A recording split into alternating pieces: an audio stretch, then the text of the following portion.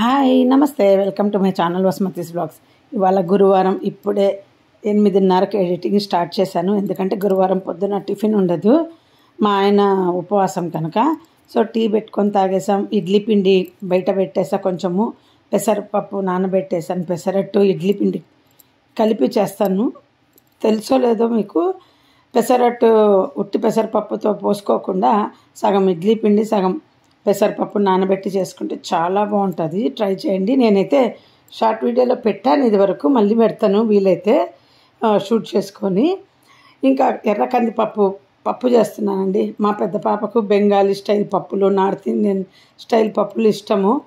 చిన్నప్పుడంతా ఇలాగే చేసి పెట్టాను. మా గురువు శిష్యులు ఉన్నప్పుడు రెగ్యులర్గా నేనే చేసేదాన్ని బెంగాలీ వంటలన్నీ కూడా మా అమ్మ వాళ్ళ ఇంట్లో.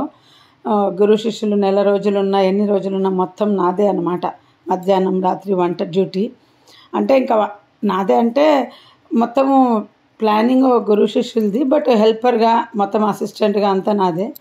సో బాగా ఎక్స్పీరియన్స్ అండి నార్త్ ఇండియన్ స్టైల్ వంటలు చేయటము. ఇప్పుడు నా కూతురికి చేసి పెట్టుకుంటున్నాను అనమాట. ఆమెకు చాలా ఇష్టము. ఏమంటుందంటే, అమ్మ మన పప్పునే వాళ్ళ స్టైల్లో చేయంటుంది. సరేలే, ఇంకా వాళ్ళ స్టైల్లో చేసే బదులు వాళ్ళ పప్పే వాడదామనేసి ఎర్రకందిపప్పు ఆమె కోసం తెచ్చిపెట్టుకున్నా. మా ఆయనకు కూడా పెద్దగా అప్పట్లో ఇష్టం ఉండేది కాదు, ఇప్పుడు తింటారు. చిన్నది కూడా బాగా తింటుంది. మా పిల్లలకి ఏంటంటే పప్పు అంటే టైట్గా ఉండడం ఇష్టం ఉండదు, లూజ్గా ఉండాలి. చాలా ఎంజాయ్ చేస్తారు మన పప్పు అయినా ఏదైనా. మాకంతా చిన్నప్పుడు గట్టిగా ఉండాలి పప్పు, అప్పుడే బాగా టేస్ట్ అనిపించేది. సో ఈ లూజ్గా పప్పు చేయటం వల్ల ఈ ఎండాకాలం ఏమవుతుందంటే తొందరగా పాడైపోతుంది, బుర్రలాడుతుంది. మేము వండుకుంటాము, తింటాము, వెంటనే ఫ్రిడ్జ్లో దాచిపెట్టుకుంటాం, బీరువాలో పెట్టుకున్నట్టు అనమాట. బయట ఉందంటే ఇంకా మళ్ళీ నైట్కి తినలేము. అప్పుడైతే మా అమ్మ వాళ్ళంతా పొద్దున 8కో పప్పు చేసి పెడుతుండ్రి. పొద్దున తినేసి మళ్ళీ స్టీల్ గిన్నెలలోనే మళ్ళీ మధ్యాహ్నం తిన్న తర్వాత రాత్రి కూడా అవే కంటిన్యూ చేస్తుండ్రి. ఇప్పుడు ఎందుకు ఉండట్లేదంటే ఎండలు అంత ఎక్కువ ఉన్నాయి. అప్పుడు కూడా ఎండలు ఎక్కువ అనుకునేవాళ్ళు, కానీ ఇప్పుడు శృతి మించిపోయినాయి. ఫ్రిడ్జ్ అనేది అందరూ సొరకాయ పప్పు చేస్తుందండి, బెంగాల్ స్టైల్ దాల్కు. యాక్చువల్గా మా గురువు గారి ఆశ్రమంలో పెసరపప్పుతో చేస్తారు. ఇది చాలా బాగుంటుంది. రాత్రిపూట ఎక్కువ చేస్తారు పెసరపప్పు సొరకాయ వేసి. ఇంకా పగులు మాత్రము ఎర్రకందిపప్పుతో చేస్తారనమాట. బట్ నేను ఇప్పుడు పగులే ఎర్రకందిపప్పుతో చేస్తున్నా, కానీ దీనిది ఒక టైప్ ఆఫ్ స్మెల్ ఉంటుంది, అందరికీ నచ్చదు. మస్టర్డ్ ఆయిల్ మాత్రమే వాడతాం దీనికి. సో ఇంకా సొరకాయ వేస్తున్నా. సొరకాయ అయితే మా అత్తగారింట్లో ఎవరు తినరు, మా ఆయన తినడు. మా ఆయన గురువారం రోజు అయితే ఇలాగా నేను, పెద్ద పాప, చిన్న పాప తింటాం. మా ఆయన తినని రోజు చేసుకుంటాం అన్నమాట. సో ఇది ఎప్పుడో గురువారం, ఈరోజు గురువారం కాదు, అనుకోకుండా ఈరోజు గురువారం పెట్టాను అంతే. మా అత్తగారింట్లో ఏదో అప్పుడు ఇంటికి పూజ చేస్తారు, సొరకాయ తినొద్దని చెప్పినారు అనేసి వాళ్ళు తిన్నారనమాట. అంటే ఇంటికి ఆయుర్దాయం అని పెడతారు కదా, 100 సంవత్సరాలు దాటిపోయిన ఇల్లు అనేసి పూజ చేసి అష్టదిగ్బంధనం ఏదో చేశారంట. చాలామందికి తెలుసో లేదో ఇంటికి ఆయుర్దాయం పెడతారండి. మీకు తెలుసా లేదా? హైదరాబాద్లో నేను ఇల్లు కట్టినప్పుడు మా అంకుల్ని ఒకరిని పిలిపించుకొని ఇంటికి ఆయుర్దాయం పెట్టించుకున్నాం. అంటే ఇంటికి ఆయుర్దాయం అని ఎందుకు పెడతారంటే జీవం, ఆ ఇంట్లో జీవం ఉంటుంది, అంటే ఏ నెగిటివ్ ఎఫెక్ట్ లేకుండా. అంటే నాకు తెలిసిన నాలెడ్జ్లో చెప్తున్నా ఆయుర్దాయం పెట్టే దాని మీనింగు. అప్పుడు 1000 స్క్వేర్ ఫీట్లో కన్స్ట్రక్షన్ పెట్టారనమాట. 1000 స్క్వేర్ ఫీట్కు 100 సంవత్సరాల ఆయుష్ ఉంటుందంట. అప్పుడు మాకు ఎప్పుడు నేను 2004లో పెట్టించుకున్నది చెప్తున్నాను. ఇప్పుడు చెప్తా ఉంటే నాకు గుర్తొచ్చింది వీడియోలో చెప్పేటప్పుడు. సో అంతలో కన్స్ట్రక్షన్ చేయాలని మేము దాన్ని అలా 1144 స్క్వేర్ ఫీట్, 22 స్క్వేర్ ఫీట్లో 1000 స్క్వేర్ ఫీట్ కన్స్ట్రక్షన్ చేసినాము. కరెక్ట్గా 1000లో చేయాలి అంటే అట్లా చేసామన్నమాట. ఇంకా బ్యాలెన్స్ కాంపౌండ్లోకి వదిలేసాం. ఇంకోటి అప్పుడు మా అంకుల్ ఏం చెప్పారంటే, ఎప్పుడైనా ఇల్లు కన్స్ట్రక్షన్ అనేది రెక్టాంగిల్ షేపు లేదా స్క్వేర్ షేప్లో ఉండాలంట. అంటే వేరే వాళ్ళ ఇల్లులు చూసి మేము వాళ్ళు కారు కోసమని ఎల్ షేప్లో కట్టుకున్నారు. ముందు గేటు ఒకటి కారుకు వదిలి మిగిలినంత అట్లా ఎల్ షేప్లో కడితే అట్లా ఎప్పుడు కట్టకూడదమ్మా, ఇల్లు అనేది ఎప్పుడు కూడా రెక్టాంగిల్ షేప్లో ఉండాలి లేదా స్క్వేర్. మాదైతే రెక్టాంగిల్ షేప్లో ఉండేదన్నమాట. ఇంకా సో అది గుర్తొచ్చి చెప్తున్నాను ఆయుర్దాయంది. ఈ 2 టిప్స్ అయితే చెప్తున్నాను. ఇంకా వాస్తు నాకు తెలుసని నేను చెప్పను. నాకు ఏ మూల ఏదని కూడా తెలియదు. ఒకటైతే చెప్తాను చూడండి. వాస్తు వాస్తు వాస్తు అని నేను మా ఊరు నుండి అంకుల్ని పిలుచుకొని వాస్తు ప్రకారం గీయించుకొని ఎక్కడ ఏం పెట్టాలి అని అంతా ప్లాన్ చేయించుకున్నాం. ఆయన ఇచ్చిన ప్రకారమే బిల్డర్కి ఇస్తే ఆయన ఎంట్రన్స్ గుమ్మము ఉండలేదా, మేము అడిగినట్టు పెట్టలేదు. మేము అడిగింది ఏంటంటే కొంచెం మధ్యకు పెట్టాం. ఆయన ఒప్పుకోలేదు. అసలు ఎంత ఇష్యూ చేశాడంటే అట్లా పెట్టుకోకూడదు, ఇంట్లోకి మధ్యకి అయిపోతుంది, కార్నర్కు ఉండాలా, మీకు తెలీదు, షేప్లెస్ అయిపోతుంది ఇల్లు, అది ఇది అని మమ్మల్ని విసిగిచ్చి గుమ్మం పూజ రోజు ఇంకా ఫోన్ చేసి పర్లేదులే పెట్టుకోండి అని అంకుల్ చెప్తే మేము అలా పెట్టుకున్నాం. ఎందుకు చెప్తున్నానంటే అండి, మనము వాస్తు అనేది ఎంతన్నా కట్టుకోండి, మన టైం బాగలేనప్పుడు మన వాస్తే మన చేత్తో సరిగా ఉండదు. నువ్వు ఎంతన్నా ప్లాన్ చేసుకో. చూడండి, నేను వాస్తుగా ప్లాన్ చేసుకున్నా కానీ మాకైతే మార్చి ద్వారం పెట్టించాడు, తర్వాత మెట్లు మార్పిచ్చాడు. మాకేమో ఇంటికి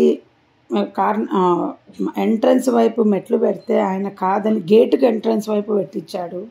అలా మొత్తం వాస్తుని మార్పు చేసేసాడు బిల్డర్. ఎందుకంటే చెప్తున్నాను, ఒకసారి మా గురువు శిష్యులు ఒక మాట చెప్పారు. ఒక యాక్సిడెంట్ ప్లేస్ అంటూ ఉంటుందంట. ఎగ్జాంపుల్ చెప్తున్నా, ఎక్కడైనా సరే ఒక యాక్సిడెంట్ ప్లేస్ అని ఉంటే ఆ ప్లేస్లో ఎవడి తలరాత బాగుండదో వాడు మాత్రమే వచ్చి పడతాడంట. వాడి టైం బాగున్నాడు ఆ ప్లేస్లో ఉండడంట. నేను గిన్నె వంచి అన్నం వార్చే చూపిస్తున్నాను కదా, ఇది ఆ పాత వీడియో చూడండి. ఇప్పుడైతే ఇట్లా వంచట్లేదు, గంజి బట్ట వేసి ప్లేట్లు పెట్టి మళ్ళీ ఎలా ఎందుకు వంచుతున్నాను అనుకుంటారేమో అని చెప్తున్నా. సో ఎప్పుడైనా సరే మన టైం బాగలేనప్పుడే మనం ఆ ప్లేస్లోకి వెళ్ళి పడతామని చెప్పేవాళ్ళు. ఎవరి టైం బాగుంటే ఆ గుంతలో పోయి పడరు. మనము అనుకుంటాము వాస్తు బాగలేదు అందుకే నేను వాస్తుకి ఇంపార్టెన్స్ ఇవ్వను. ఎంత వాస్తు ప్రకారంగా ప్లాన్ చేసి మేము పెట్టుకున్న అది కుదరలేదు. చాలామంది రెంటిళ్ళకు తిరిగేటప్పుడు కూడా వాస్తు అని వెతుకుతూ ఉంటారు. నాకు ఇంట్రెస్ట్ లేదండి ఆ వాస్తు మీద. ఇప్పుడు కూడా ఎవరైనా వచ్చి ఇక్కడ ఇది పెట్టద్దు, అక్కడ అది చెయ్యొద్దు అని అట్లా అంటే నేను పట్టించుకోనండి. మస్టర్డ్ ఆయిల్ వేసి పోపు పెడితేనే బెంగాలీ వంటలు చాలా టేస్టీగా ఉంటాయి. మళ్ళీ రీఫైండ్ ఆయిల్తో బాగుండదు. మస్టర్డ్ ఆయిల్ ఎలా వాడాలంటే బాగా కాగి పొగలు వచ్చిన తర్వాత వాళ్ళు తిరువాత వేస్తారండి. బట్ నేను ఇప్పుడు అట్లా వేయట్లేదు, చెప్తున్నాను. మేము అప్పట్లో ఎప్పుడు 25 ఏళ్ళ క్రిందట 30 ఏళ్ళ క్రిందట నుండి మస్టర్డ్ ఆయిల్ వాడేవాళ్ళం. మా గురువు శిష్యులు వాళ్ళు చెప్పేవాళ్ళు. అప్పుడు మన వైపు మస్టర్డ్ ఆయిల్ దొరకదని, మంచిది దొరకదని వచ్చేటప్పుడు పట్టుకొచ్చేవాళ్ళు వంట కోసం అని. సో మొన్న నేను వీడియోలో పెట్టాను, నాకు నార్త్ ఇండియన్ స్టైల్ వంట, అదే బెంగాలీ వంటలు నేను బెంగాలీ వాళ్ళ కాడ నేర్చుకున్నా. అసలు మగ్గిచ్చడం వాళ్ళ కాడ నేర్చుకున్నా, చాలా బాగా. అంటే ఎవరో ఆంధ్ర వాళ్ళు కూడా సిమ్లో పెట్టి చేస్తారు అని అన్నారు. నేను నా విషయం చెప్పా, మీరు ఎన్నన్నా చెప్పండి, వాళ్ళు ఇంత పెద్ద గడ్డలు కూడా సిమ్లో పెట్టి మగ్గిస్తారండి. వాళ్ళు మగ్గిస్తే ఉడకబెట్టి తీసినట్టుంటుంది కుక్కర్లో, అంత చక్కగా మగ్గిస్తారు అక్కడ. వాళ్ళ దగ్గర మాకు అప్పుడు బాగా ఆశ్చర్యం వేసేది. ఏ కూర కూడా కుక్కర్లో పెట్టి తీసేవాళ్ళు కాదు, అప్పుడు అన్నీ విడిగానే మగ్గించేవాళ్ళు. నేనైతే ఇక్కడికి వచ్చిన కొత్తలో కొంచెం ఎక్స్ట్రాలు చేసి ఏం చేస్తానంటే పప్పు కూడా విడిగా మగ్గిస్తుండే, వేడికి తొందరగా ఉడికిపోతుండండి. చాలా టేస్టీగా ఉంటుండే, ఎంత ఒదిగి వచ్చేదో తెలుసా ఇదే గిన్నెలో. అంటే చాలాసార్లు నేను ఇలాగే, అంటే వచ్చిన కొత్తలో ఎంజాయ్గా ఫ్యామిలీ లైఫ్ని మాత్రమే ఎంజాయ్ చేస్తూ ఇంకా ఏ బిజినెస్ లేకుండా హ్యాపీగా ఉంటుంది. సో ఇంకా నాకేం పని ఉండేది కదా, చక్కగా పని మనుషులు పని చేసిపోయేవాళ్ళు. ఇంకా నాకేం ప్రాబ్లము, రిలాక్స్డ్గా ఉంటుంటే, అంత రిలాక్స్గా ఉంటుంటుందంటే 5 ఏళ్ళ క్రిందటి విషయం చెప్తున్నాను. ఇంకా బాగా చక్కగా వండి ఇట్లా బాగా. అంటే ఇప్పుడు బెంగళూరులో ఏంటంటే ఇండివిజువల్ హౌస్లో ఉండొచ్చున్నాను. ఇక్కడికి వచ్చాక సొసైటీలలో ఉండటం, నాకు లిఫ్ట్లో అనేది చాలా ఇష్టం ఉండేది. అపార్ట్మెంట్స్లో ఉండాలని. మా ఆయన ఎప్పుడు అపార్ట్మెంట్లో రెంట్కి కానీ ఓన్ హౌస్ కానీ ఎప్పుడు ప్లాన్ చేసేవాడు కాదు. ఆయన ప్లానింగ్ ఆయనది. సో అదేంటంటే అప్పుడు బిజినెస్ కోసం అపార్ట్మెంట్ ఉంటే బాగా జరుగుతుంది అని ఒక పిచ్చి ఉండేది, టైం పాస్ అన్నీ అని. ఇప్పుడు ఇక్కడ అపార్ట్మెంట్లో ఉన్న ఇండివిజువల్ హౌస్ లాగా నా అంతకు నేనే ఉంటాను. చూడ్డానికి పెద్ద సొసైటీలో ఉన్న ఎవరిని పట్టించుకోను, అసలు బయటికి కూడా వెళ్ళను. నేను ఒక ప్రపంచంలో, నా ప్రపంచంలో నేను ఉంటాను. అంటే నాకు ఆ రోజు అలా బిజినెస్ కోసం అవసరమైన అపార్ట్మెంటు ఇప్పుడు లభించింది, ప్రయోజనం లేదు. బట్ నా చిన్న ప్రయత్నంగా ప్రతిరోజు ఒక డెమో వీడియో చేస్తూ సొసైటీ గ్రూప్లో పెడతా ఉంటానన్నమాట. మా ఆయన మా పాప చెప్పారు, నువ్వు అలా పెడతా ఉండు, వాళ్ళ ఇష్టం, ఒకరోజు ఎవరో ఒకరు వచ్చి కొనకపోతారా అని. ఇక్కడ ఏంటంటే బిజినెస్ గ్రూపు సపరేట్గా ఉంటుంది, అందులోనే పెట్టారు. సో మనం ఇప్పటి వరకు బిజినెస్లు అంటూ ఇక్కడ చాలా చేశాను. ఏంటి అంటే ఇడ్లీ పిండి, దోశ పిండి, సాంబార్ పళ్ళు అన్నీ అమ్మిన. కొందరు ఉంటారండి, మీకు తెలీదు, అసలు ఆ ఏరియా చూసేసి ఇక్కడ బిజినెస్ జరగదని చెప్పేస్తారండి. ఎలా అంటే హైదరాబాద్లో మా ఊరి వాళ్ళు ఒకరు శారీస్కి పెయింటింగ్స్ చేసి బొమ్మల పెయింటింగ్స్ అవి చేసి అమ్మేవాళ్ళు. నేను అడిగాను, మీరు పెయింటింగ్స్ వేయించి నాకు ఇవ్వండి, నేను అమ్ముతాను, నాకు కొంచెం నేను కమిషన్ వేసుకుంటాను అని. అసలు వస్తానే చూసేసి మీ ఏరియాలో జరగదు బిజినెస్ అని చెప్పిందండి. నిజంగా శారీస్ బిజినెస్ ఇక్కడ జరగదు అని. నిజంగా పెద్దగా జరగాలి అంటే వాళ్ళ ఎక్స్పెక్టేషన్ ఏంటంటే ఊర్లలో రెడీమేడ్ షాపులు ఉన్నా కానీ వీళ్ళు ఇళ్ళల్లో పిచ్చిగా, అంటే శారీ షాపులు ఉన్నా కానీ పిచ్చిగా బిజినెస్లు చేసుకునేవాళ్ళు. అలా కొందరికి నాలెడ్జ్ ఉంటుంది బాగా ఏరియా చూస్తానే. సో మా పాప కూడా చెప్తుంది, ఈ ఏరియాలో మనం ఏం బిజినెస్ చేయలేమమ్మా అని. సేమ్ కష్టం అండి ఈ ఏరియాలో లైఫ్ స్టైల్ చేసే వాళ్ళంతా. మా ఏరియాలో అందరికీ ఈ మధ్య బిజినెస్ పిచ్చి బాగా పట్టుకుంది. ఆన్లైన్లో పిక్చర్స్ పెట్టడం, బిజినెస్ చేయడం అంతే. బట్ ప్రైజులు కూడా నోటెడ్ ఉండాలండి. నేను ఏదన్నా ఎవరినైనా అడిగాను అనుకోండి, తెలియదు అంటారు, ప్రైజ్ ఎంత అంటానే మనకు కనుక్కొని చెప్పాలి. చాలా పేషెన్స్ ఉండాలి. ఫస్ట్ కొంటాము అన్న తర్వాత చెప్తారు. ఇక్కడ మా సొసైటీలో కూడా ప్రైజ్ ఎంత అంటే కొంచెం, అంటే ఈ ఆన్లైన్ బిజినెస్ ఉంటాయి కదా, కొందరు చెప్తారు వెంటనే, కొందరు మీరు ఆర్డర్ పెడతానంటే అప్పుడు కనుక్కుంటాను అంటారనమాట. నన్ను కూడా ఇప్పుడు టపరపేరు, నేను అందుకే ఏం చేస్తానంటే పిక్చర్స్ ఏం పంపను అని చెప్పిన వీళ్ళకి మా సొసైటీ గ్రూప్లో.